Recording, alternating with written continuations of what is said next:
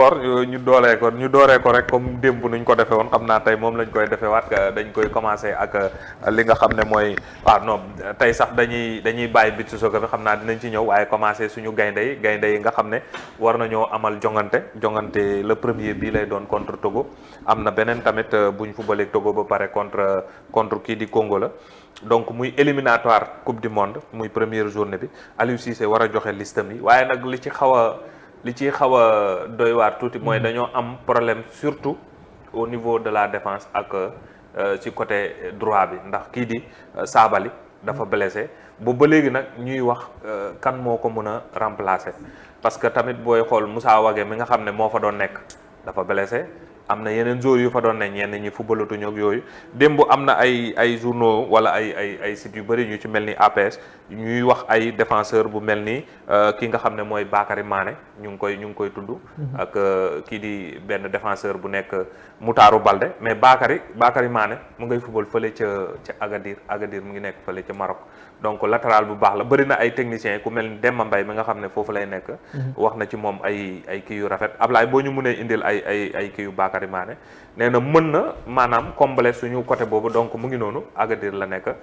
di football défenseur latéral droit la Agadir championnat Maroc ku nekk xam na ne seen joueurs yi ñu ci bëri na ñuy évoluer à domicile donc souci bi mun nañ wax ne alternative boo xam ne mun na Aliou Cissé mun na ci jàppandal pour dem si match bi nga xam ne ñu ngi koy jouer contre Togo donc moom ñu ngi xool ba xam ndax Aliou Cissé dina basé wu su ñooñu war a day xool ci talent local expertise locale bu fi nekk pour mun a combler loolu nga xam ne mooy problème ci côté droit bi donc côté gauche lañ doon gën a am soxla année yi yëpp mais bi parisien bi ñëwee donc xaw nañ faa am tuuti kii waaye nag fuy gala góose fi mu toll nii mooy ca côté ndeyjoor ba moo commencé gala góose ndax kii moo fa newoon suñu waaji Gassama léegi avec l'âge ak titulaire équipe am demeetul noonu Moussa Wagué blessé na depuis lu yàgg moom tam ñëwaatagul ci championnat bi léegi foofu daal dina xaw a doy waar trop Ahmed gisoo na Sénégal foofu xaw na fa man je pense que ne depuis des années sax maa ngi koy wax waa ji dafa war a xoolaat système am selon li mu am son seul et unique défaut bi tax ñu naan xamul dara tout le temps mooy du adapté wu ci ay situation Aliou Cissé moom laa gis mu c'est le seul sélectionneur au monde bu mënul adaptation waaw loolu match bi na mu doon demee maanaam moom bu classé ne suba ñun ak Zimbabwe ñooy football 4-4-2 ñii ñoo départ Zimbabwe mën ñu 2-0 mën ñu 1-0 moom mu mën a Zimbabwe 5-0 noonu lay terminer 90 minutes c'est-à-dire que nag loolu il faut mu mën ko mooy waral ñun tiit gii ñu tiit nii maanaam kenn bu blessé rek ci titulaire yi ñu tiit parce que dañoo xam ne entraîneur bi ñu xam maanaam loolu du ci jéem a adapté wu moom moo tax te il faut nag mu tàmm moo tax benn yoon la ko fi doon jéem a essayé mu moy parce que tàmm ko ay jour donc il faut mu tàmm ci préparation Coupe d'Afrique bii nag ngir yàlla mu xool nu ñuy adapté mu def ñetti système ba ñeent mais bien sûr def ci bopp joueur yi déjà balaa ñuy dem ci compétition bi awma système de jeu bu figé mais lu situation bi laaj mën naa situation bi laaj ma yóbbu leen ci 3 défenseurs nangam mën na situation bi laaj ma def 2 attaquants wala benn attaquant 4-4-2 4-3-3 4-2-3-1 genre yu demee noonu nga entraîné ko nag nga xam ne ci biir match sax bu la neexee mais Zidane lu nekkoon forum Real Madrid année yi muy jël ko Zidane mënoo xam luy système chaque match mu indil la système bu bees chaque match mu indil la équipe bu bees biir match bi mën na teg ñetti système Guardiola ñëpp xam nañ ne loolooy forum dama lay confirmer loolu Alex Ferguson da ko waxoon yàgg na temps yooyu Manchester mu ngi newoon ci rythme bu doy waar mu ne équipe bu baax capacité équipe bu baax mooy mu ngi mel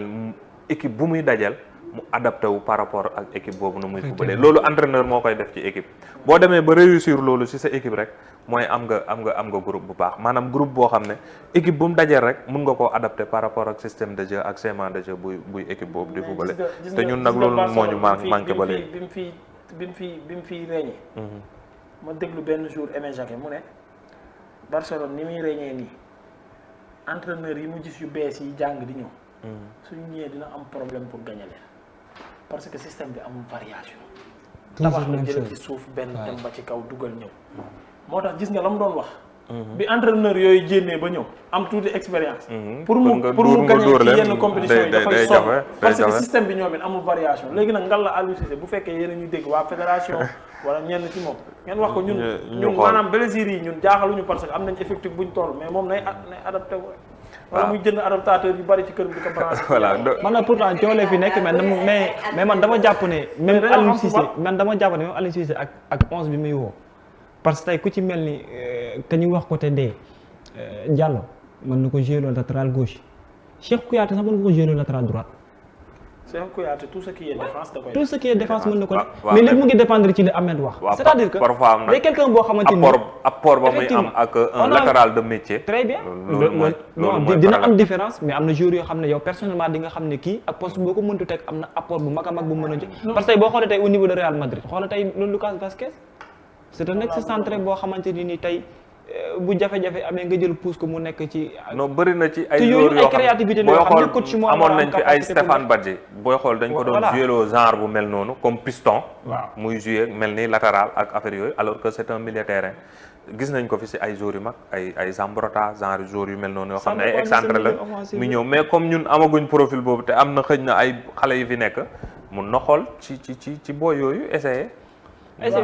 espérons mais de toute façon mooy li Babacar wax rek maanaam moom créativité bi moom voilà waaye boo tegee Cheikhou Kouyaté nga jéem a ut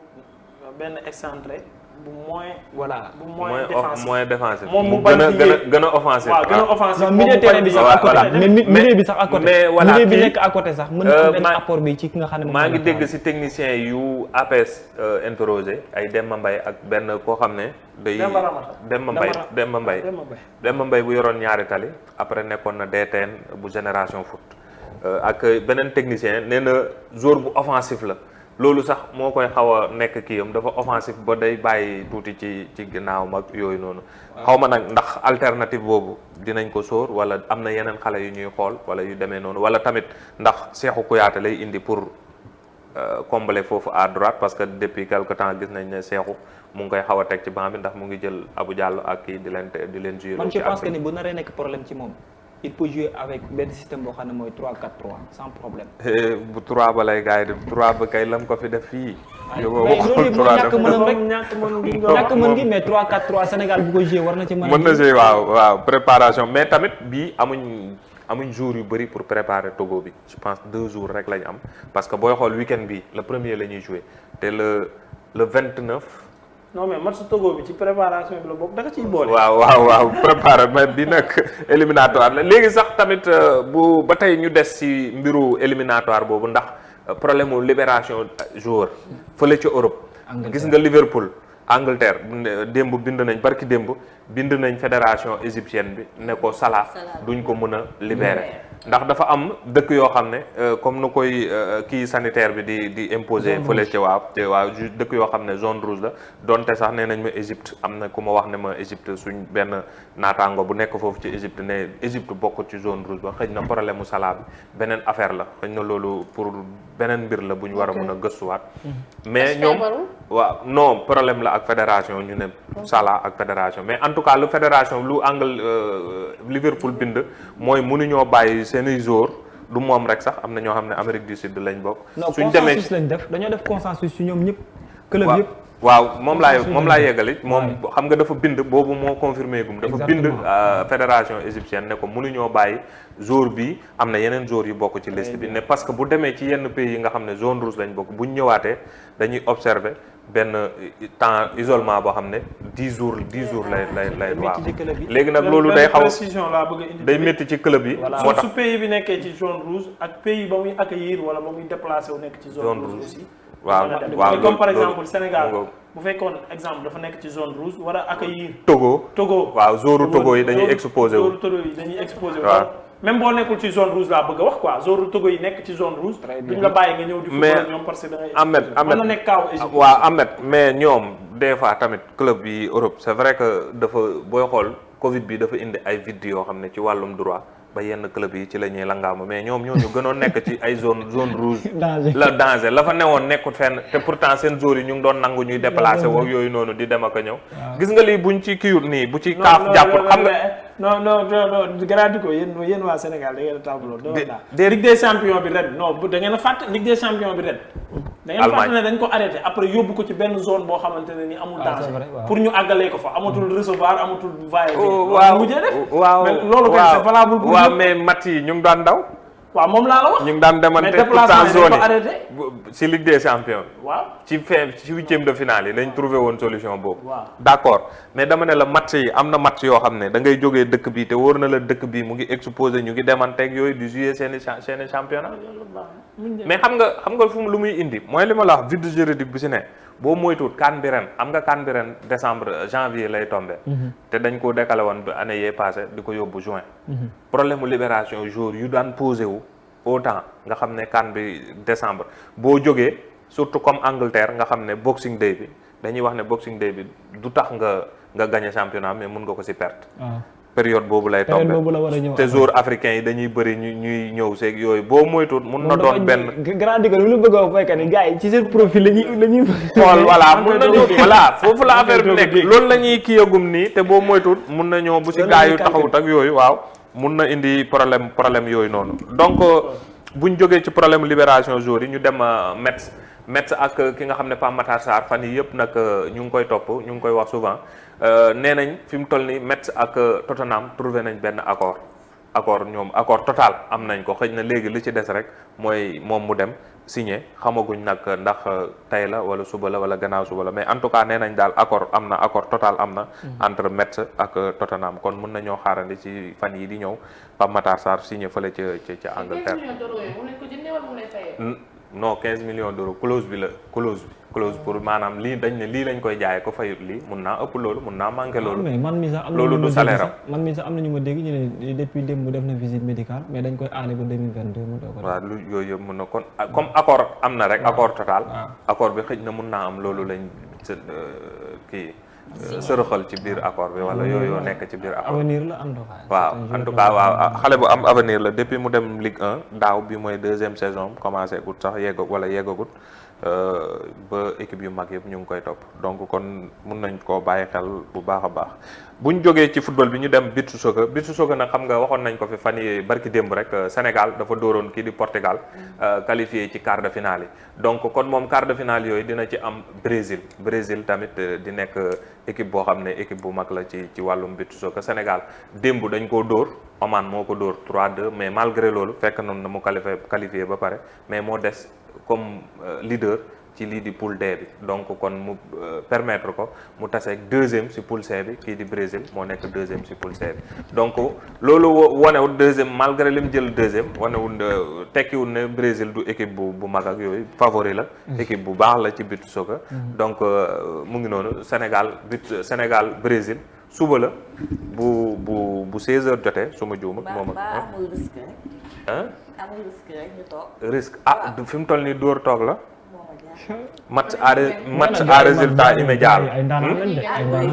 waaw match à résultat immédiat la Brésil kii na trop Sénégal waaye Sénégal yi fi mu toll nii bu ñu demee ba quart de finale nga taseeg